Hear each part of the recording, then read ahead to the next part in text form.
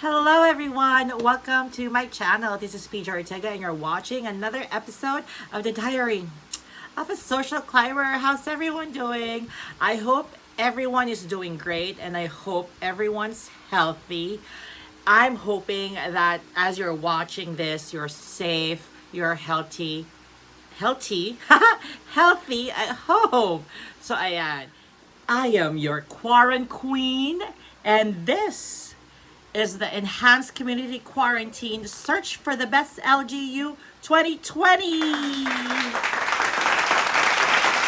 I am welcoming you to our third recap of our Enhanced Community Quarantine Search for the Best LGU 2020 with a hashtag of social distancing and battle for the corona, not the virus, but the crown. This is where we are monitoring, highlighting, and really looking into the actions, the steps, the undertakings, and the different activities that our local government units are doing dito sa hamon ng enhanced community quarantine fighting the COVID-19. And yun nga, this is our third installment. I will link down the video number 1 and video number 2 where we were recapping the days 1 to 3 and 4 to 7. And ito, i-recap natin ang 8 to 12 plus we will be releasing we will be releasing our first leaderboard. Ito, based sa ating tally, ay nangunguna sa ating score sheets. Again, this is not the final result. This is just partial and unofficial. Wala pa tayong preliminaries and wala pa tayong finals. This is just the leaderboard for the last 2 weeks that we have this competition kung sino yung mga tumatak. Now, I will be explaining to you this criteria for scoring. So now, I will be explaining to you how I actually scored the different delegates that we have, right? So, I actually put down all of the different types of action plans and steps that the LGU took for the last 2 weeks as to how they will help their constituents, their municipalities, and their cities in addressing the COVID-19 community quarantine. So, kung ginawa nila yon or each action item corresponds to 3 points. So, if this one city or one municipality did this, they have a 3 points. Other cities, wala, hindi ko nasagap sa news or hindi nakarating sa akin, hindi ko nabasa, hindi ko na-post. So, 0 points siya. And then, we will total that up. We will compute that and sum it up. At yon ang kanilang total score. Now, mababago pa ang total score if merong mga scandals na nangyari. When I say scandals, these are bad publicity, poor performances na naulat sa Facebook, sa news, sa Twitter, or any other mode of social media and traditional media. So, ang mababawas na points for scandals is 5 points. Malaki-laki. So, isipin mo, 3 points every action item, pero isang scandal lang, 5 points kaagad ang mababawas. So, that's really a game changer for our LGUs, right? Now, I actually placed here a lot of categories. So, one is information dissemination, which is, of course, majority, if not all, of the delegates did this. Food pack distribution, medicine distribution, food voucher, financial assistance. I also place here yung mga disinfection and cleaning activities nila. Sino ang mga nag-create ng mobile palengke or mobile kitchen? Isa rin yan sa napakadaming action plans na ginawa ng ating mga different LGUs. Meron dyan yung mga naglabas ng full salary ng kanilang mga government employees. Nilagay ko rin yan sa category. Releasing of, yun nga, 13th month pay. Nandyan yung, syempre may mga ibang categories or criteria na hindi lahat ng delegates ay gumawa. Like for example, iilan lang sa mga delegates ang nagkaroon ng laboratory testing or facility for testing. Ayan. So, may extra points yung mga ganyan, di ba? Tapos, meron din mga nagbukas ng isolation tents. Hindi lahat. So, kung sino lang yung meron, yun lang yung may points. Newly open medical facilities. Ayan. Nagbigay ng transportation aid and transportation assistance to our frontliners and health workers, which is very, very important. Nagkaroon or nagpautos ng bill adjustment sa utilities, more importantly, sa pagbabayad ng tax and amilyar this year. Ensuring checkpoints, yung nagkaroon ng mga hotline and command center, mangilan-gilan ang nagkaroon yan. Yung mga special projects like drones, alam nyo na, may mga ganyang mga delegada, not very forward-thinking and innovative. Rescue operations, curfew implementations, and of course, outside of the box ideas. And I place comments here as well. Alright? So, yun yon. Yun yung ating categories na bibigyan natin ng mga puntos. I am ready to announce our partial unofficial top 10.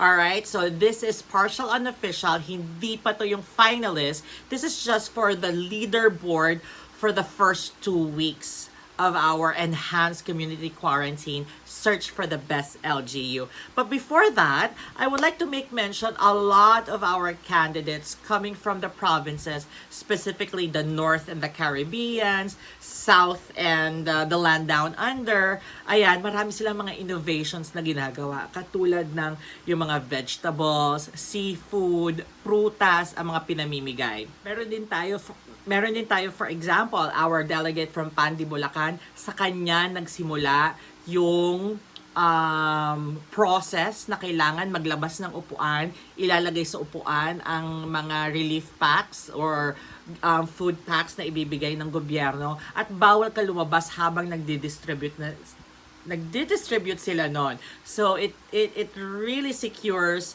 everyone na talagang walang contact, 'di ba? Social distancing at its finest nga naman. So we have 4 different regions, of course, the biggest and of course yung mga pinakasikat kasi nandito talaga yung mga pinakasikat na mga delegates natin, yung may mga sash factors and favorite of the press. We have the NCR and the Pacific, of course. And then we have the East and the mountains sa eastern side. We also have the North and the Caribbean and the South and the land down under. I would like to remind you that aside from the criteria that we have, dumagdag din syempre yung press, yung kanilang kasikatan sa ating mga netizens, yung lagi silang nababanggit sa social media and sa traditional media like the news. Ayan, so it also helped our delegate to boost their visibility, if you will, and of course, para mas maging kilala at maging sikat sila sa ating mga netizens. Alright, so are we ready? Without further ado, here is our top 10 delegates for our leaderboard. Here you go. On top 10 is Binyan, Laguna. Of course, Binyan, Laguna coming from the south and the down under. Land down under, alam niyo naman ang Binyan, Laguna, isa sa mga pinakamayamang municipalities or cities in the Philippines. Alam ko, pasok siya sa top 10 at napakabongga ng kanyang performance. Right off the bat, talaga naglabas siya ng financial aid sa mga drivers at doon sa mga mawawalan ng trabaho like jeepney drivers, pedicab drivers. Nag-release din siya kaagad ng 13th-month pay sa mga government employees. And aside from that, nandyan yung kanyang food assistance, medical assistance, and financial assistance. And aside from that, napakabongga na alam natin na marami ng confirmed cases sa Binyan, Laguna, but they are able to handle this appropriately and accordingly and effectively. So that's Binyan, Laguna with 15 points. I'm sorry, nag-collapse yung ating camera. Okay, so with a total of 15 points. Next Ranking number 9 with 15.5 points. Yung 0.5 galing yan sa ating media coverage, netizens votes, and of course, yung kanilang exposure sa social and traditional media. And that is Nueva Ecija from the North and the Caribbeans. Ayan. Nueva Ecija is sikat na sikat kasi napakagwapo ng kanilang mayor. And aside from that, parang inihahalin tulad siya kay Vico. So, very promising ang delegate na ito because aside from the budget of the municipality or of the local government, si Mayor ay naglabas din ng 4.5 million out of his pocket to aid with the buying and distribution of food packs, ensuring that he would be able to help all of his constituents, diba? Bongga, nakitulong din siya kay Mandaluyong para mamigay ng gulay, which is a good sign of collaboration. So that is our rank 9, Nueva Ecija. Now, in our rank 8 position, or in our 8th position, coming from the NCR and the Pacifics, of course, we have Makati City. Ayan.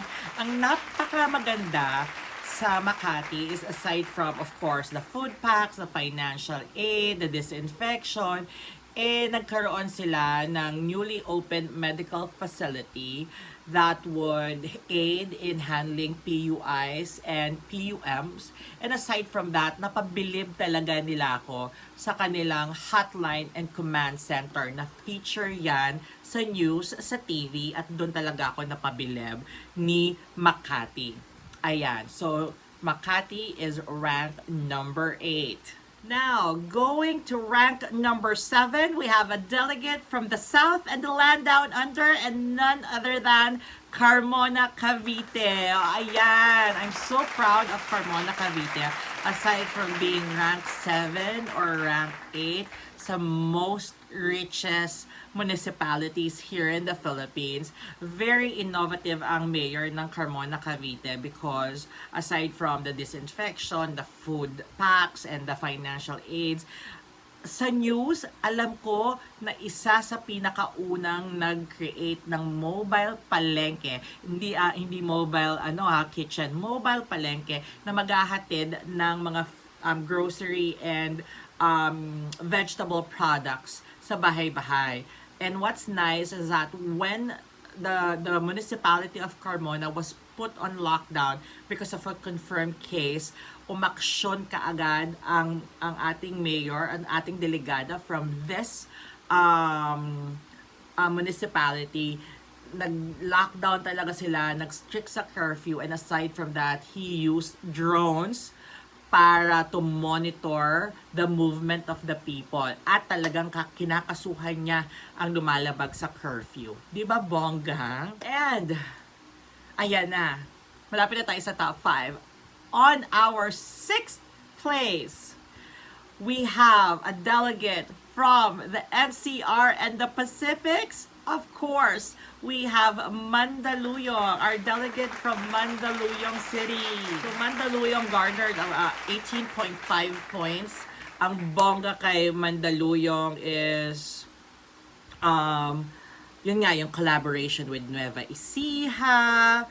And ang pinakamaganda at nabalita sa news sa TV is how Mandaluyong is managing the social distancing part or category of this search for best LGU. Talagang napakaayos na pinapangasiwaan ng ating delegada ang social distance. But aside from that, ang nagmarka din sa Mandaluyong is that of course yung financial aid nila, pero magkakaroon din sila ng medical facility. It's a makeshift medical facility that they're already building now. At ito'y mayroong 50 beds that could really treat and accommodate COVID-19 patients and people considered as PUIs and PUMs. So, diba, bonggang-bongga ang Mandaluyong. Now, are you ready for our top 5? Okay, without further ado, ranking number 5 is Valenzuela City. Ayan, of course, another delegate from NCR and the Pacifics. Napakatunog ng ating delegada sa Valenzuela. Napakasikat niya sa social media. Napakasikat din niya sa Twitter, more specifically. And just recently nga talaga, pinupuna sila ng mga netizens for this exemplary camaraderie that they're exhibiting with our delegate from Pasig. Sabi nga nila, hindi naman to test, hindi naman to school, hindi masamang magkopyahan, di ba? So, sharing of best practices. Nga naman. Of course, aside from that, Valenzuela also provides a lot of help through food packs, medicine, and food vouchers. Nandyan din yung disinfection drive nila.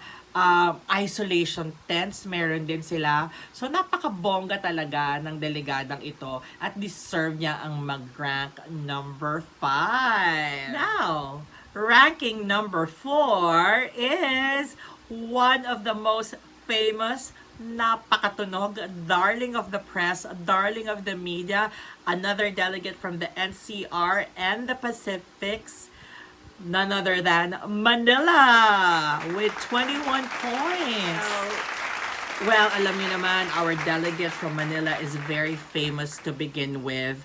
Nandyan ang kanyang sash factor, nandyan ang kanyang beauty camp, at bago pa magsimula ang pageant na ito, talagang na-build up at na-hype na ang kanyang pangalan. So pagdating pa lang niya sa ating venue, which is Las Vegas, USA, ay talaga namang pinagkaguluhan na siya at sikat na sikat siya.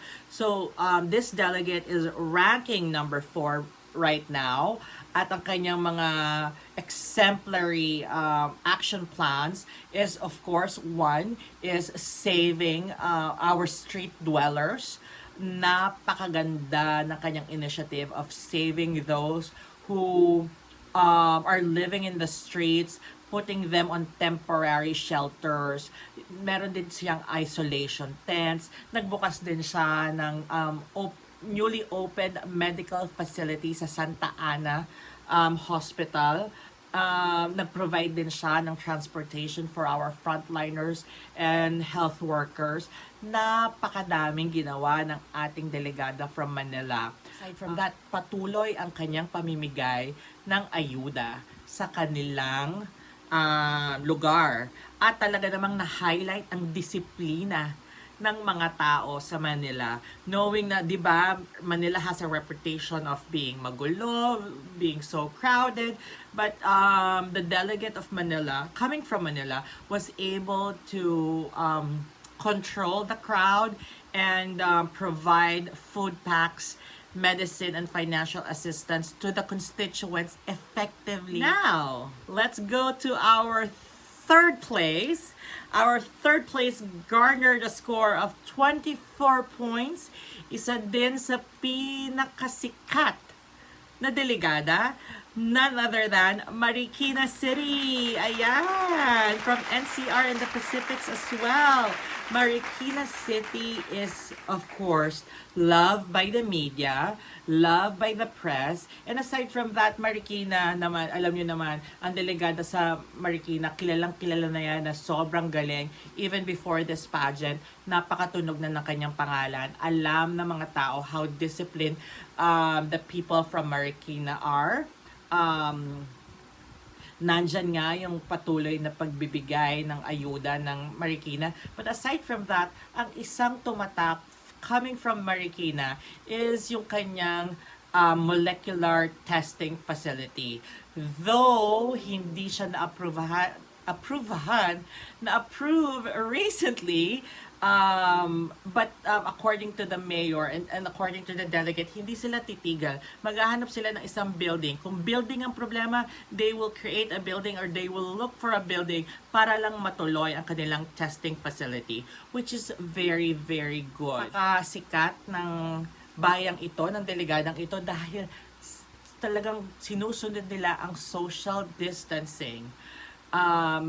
They even provided transportation for health workers, financial assistance to a lot of people. And yun nga, curfew. Curfew implementation is one of the most effective action plans for our delegate coming from Marikina. God, this is so exciting. Now, on second place, with a score of 27 points. Oh my God! Sino kaya? It's none other than the delegate from the east and the mountains. That's Cainta Rizal. Oh my God! Coming into this pageant, Cainta Rizal is of course one of the early favorites. Kasi katulad ng Marikina, noon pa man napakasikat na ng delegadang ito. Alam nyo, one thing that stuck with me and resonated with me is that day one pa lang, meron na akong nakitang action plan kay delegada ng Cainta. Kumalat na kaagad to sa social media at ito nga yung pagbibigay ng food vouchers sa mga residente as early as day 1. Yung mga ibang delegada, day 2, day 3 na sila nag-implement. Pero ito, day 1 pa lang, meron na. Aside from that, kompleto siya. Meron siyang food, packs, medicine for the elderlies and senior citizen, medicine para sa mga bata, disinfection procedures, disinfection activities, may isolation tents din siya, nandyan yung mga proper and effective implementation of checkpoints and curfew hours, may command center din siya. So, napakabongga talaga ni Cainta. Wala akong masabi because napatunayan niya na bago pa man siya dumating sa venue, sikat na siya at pagdating niya sa venue, pinatunayan niya na talagang napakaganda ng performance niya, di ba? And of course, that brings us to our rank number 1. Again, this is the partial unofficial leaderboard for 2 weeks. Hindi pa to ang final result. But as of now, ranking number 1 with 31 points, our delegate from Pasig City. Ayan! Bonggang-bongga! Our delegate from Pasig City is a newbie. Batang-bata. Very sikat because this delegate comes from a family of beauty queens as well. Pero Pasig City, knowing that he came to the pageant very famous and the expectation is very high knowing that he's new to the role, he did not fail. He delivered everything effectively with compassion, which is very, very important. Ang tumatak talaga sa akin kay Pasig is his compassion and how he communicates his plan. Very detailed, very well thought of. May timelines, napakaganda ng kanyang mga action plans. Of course, nandyan yung food packs, medicines, food vouchers, and financial assistance. Pero katulad ng Manila, gumawa din siya ng rescue operations. Nakikoordinate din siya sa mga motels within Pasig to accommodate our less fortunate and street dwellers. Nandyan din ang mobile palengke. Nandyan din yung full salary sa employees. Provided transportation for frontliners and health workers, which actually brought about a lot of controversy. Nakarating yan sa ating national director and owner, pero patuloy pa rin siya sa kanyang pagtulong sa mga frontliners and health workers. He also used drones. Siya na unang delegada na nakitaan ko ng paggamit ng drones to disinfect.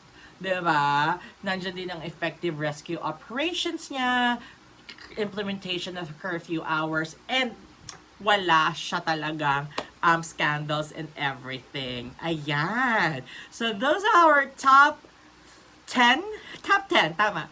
Top 10 leaderboard, partial and unofficial. And on Facebook nga naman, nag-announce ako ng pa-contest na kung sino ang makakahula ng top 5 sa ating leaderboard in particular order, by ranking, yung tamang ranking, ay makakakuha ng 500 pesos. I will transfer that to BDO, and the winner is Chica Garcia Bailan. Ayan, congratulations, Chica. So if you watch this and if you've seen this, please send me a message. Send me your BDO account and I will transfer that 500 pesos right away. Congratulations.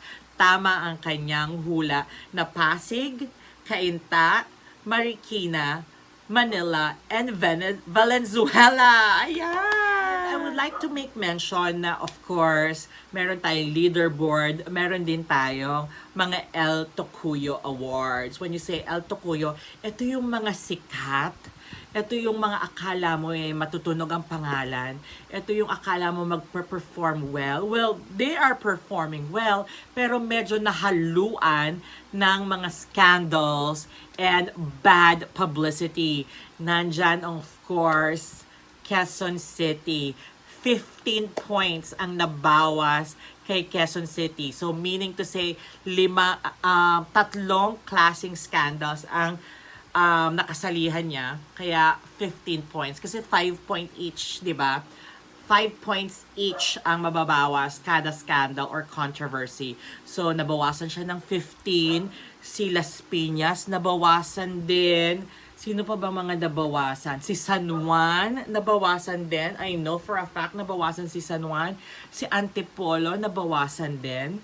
Si Taytay, 10 points ang nabawas because dalawang scandal ang kinasalihan niya. So, ayan. There you go, guys. That's the partial and unofficial leaderboard. And I will be releasing another leaderboard after the preliminaries, which is malapit na kasi palapit tayo sa grand finals. And alam nyo naman, this is just partial and unofficial. This will change still depending on the performance of our delegates starting tomorrow moving forward. But of course, the first 2 weeks performance may impact pa din yan. Okay? So there you go, guys. I hope you've liked this video and I hope that you've learned a lot in terms of the action plans and the activities and the steps that our different LGUs are doing to help and assist us in fighting COVID-19 and as we go through this enhanced community quarantine. And congratulations, Chica Garcia Bailan, you won! Kilala ko to si Chica, agent namin dati to. Congratulations! And if you did like this video, please give it a thumbs up. Comments your suggestions, comments your reaction, comment your reaction, comment your suggestions, comment your reactions. May it be a violent, may it be a criticism so that I can improve on what I'm doing. And of course, if you haven't subscribed yet, please hit the subscribe button down there and the notification bell as well so that you can join me on another episode of the Diary of a Social Climber. This has been PJ Ortega. Happy social climbing, everyone. Love, love, love. Bye!